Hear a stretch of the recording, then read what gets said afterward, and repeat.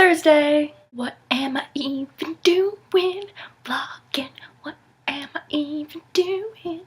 Vlogging. The Northern Lights are a really big deal to a lot of people. There are a lot of people taking pictures of it and going to them and putting them on their backgrounds for their emotional, angsty teenage blogs. Being a part of the internet, I do see pictures of them very often.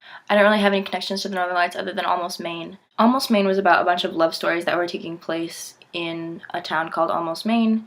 And I was in it, and I had a character whose name was Glory. Glory's husband died, and she went to Maine to see the Northern Lights as a way of saying goodbye to her husband.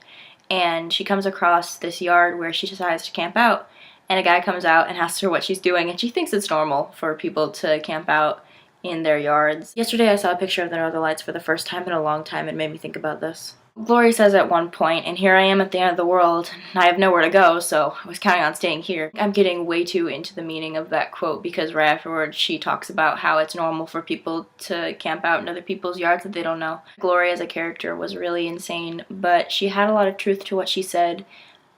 She talked about heartbreak, and she talked about moving on and being at the end of her hopes, basically. I think that the Northern Lights capture something that none of us can really describe, and that is the end and the beauty of that end. I feel like that's where a lot of people are in their lives. When you're at the edge of the world, there's always the hope that things are going to turn back around.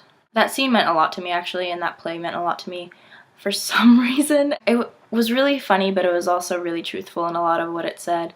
I will admit that I got way into that scene, but I also feel like I learned a lot from that scene, and I learned a lot from contemplating on the Northern Lights and contemplating on life itself. I don't think that this is going to come across very well at the end of this. I think I did a really bad job, but let's hope there's a little bit there.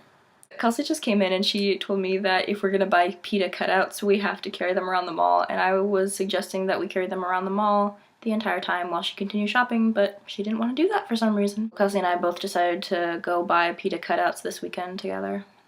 For some reason, I just really wanted a cutout of something, and I felt like the Hunger Games was a really good opportunity for it to happen.